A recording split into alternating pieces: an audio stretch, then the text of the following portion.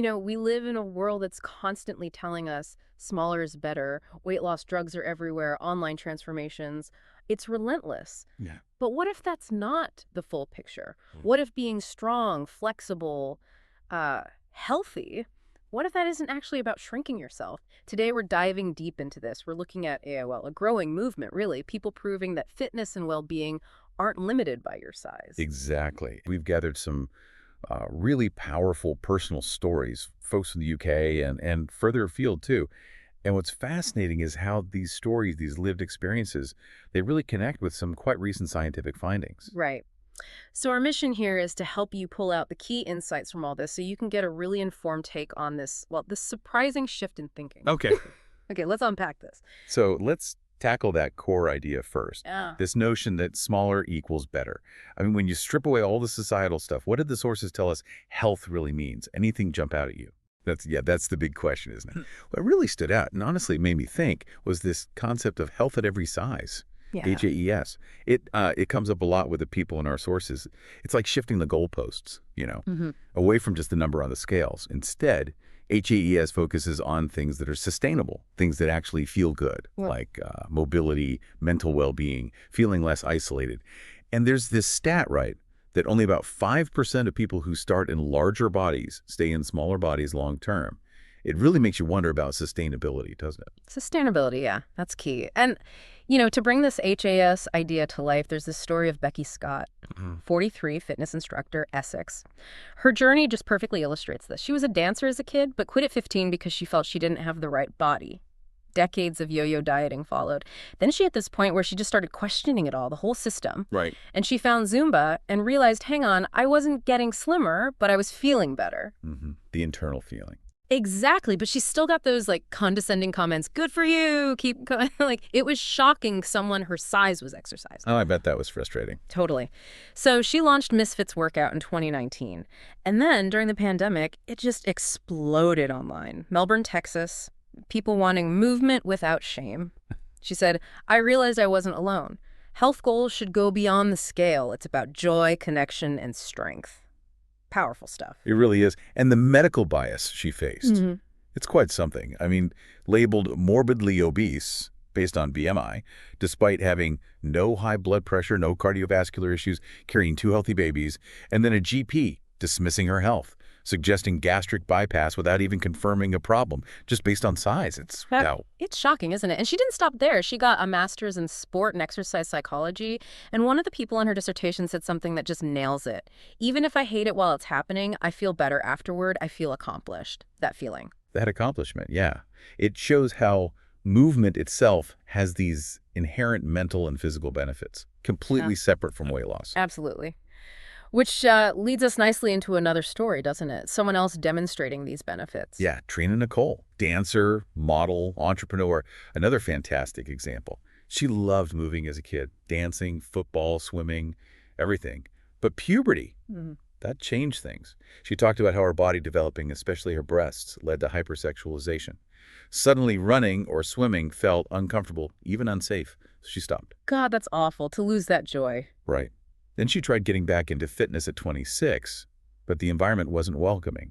Comments like, for your size, you can really dance, backhanded compliments. Ugh. So that frustration, it led her to create the Curve Catwalk dance classes. London, Manchester, they just naturally became these spaces for plus-size women. And she's done amazing things. Performed with Lizzo at Glastonbury, was in Beyonce's Brown Skin Girl video. Incredible. And for her, health is holistic.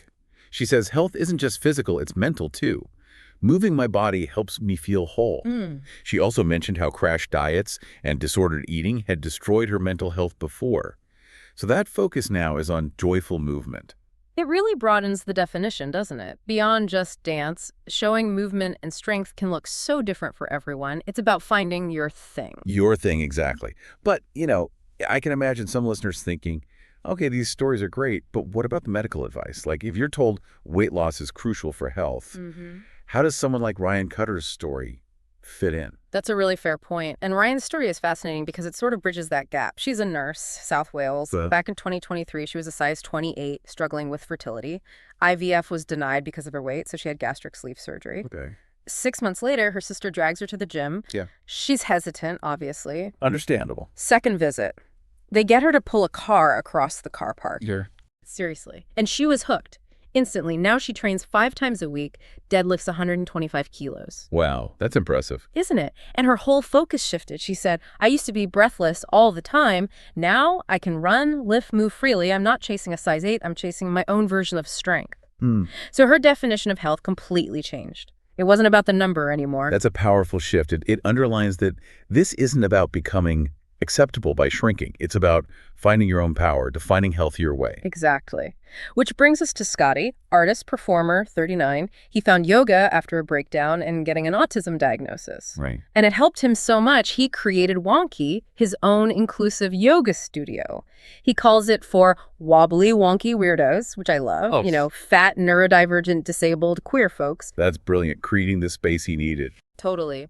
And his perspective is so grounded. He says, plot twist, I'm still fat.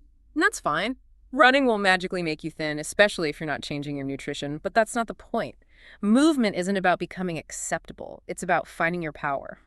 That really hits home, the acceptability thing. And he challenges that idea that you have to earn respect through effort, through sweat. He says no one should have to earn respect through sweat. That one really stuck with me. Yeah, me too. These stories, one after another, they really chip away at those old, ingrained ideas about bodies and fitness, don't they? They absolutely do. And it's not just individual journeys either. Look at Chris Yates and Kim Stacy. Chris is 40, a military vet.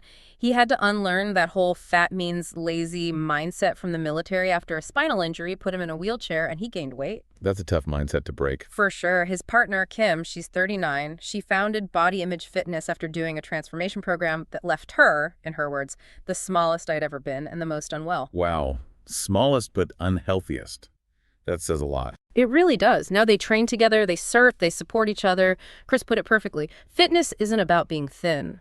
My partner helped me see that strength, not size, defines wellness. That's lovely. Partnership in redefining health. Yeah. And Kim, talking about their wedding, said she doesn't want to look radiant by shrinking herself. She wants to look radiant because I'm surrounded by love, taking up space I deserve. Taking up space. Taking up space you deserve. Love that. And, you know, this is where it gets really interesting because it's not just anecdotes anymore, these powerful stories we've been talking about. Science is actually starting to catch up and support what these individuals are experiencing. Okay, tell us more about that. Well, there was a 2024 report from the University of Michigan.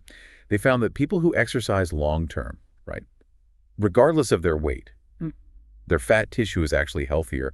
They had better metabolic markers, lower inflammation. It directly challenges that weight equals health idea. Healthier fat tissue. That's fascinating. Isn't it? Dr. Jeffrey Horowitz, who worked on the report, explained it like this. Exercise reshapes how fat behaves. It's not just about losing it, but making it function better. Making it function better. So, okay, pulling all this together, what's the big takeaway for you listening? It seems the message isn't about saying one body type is better than another.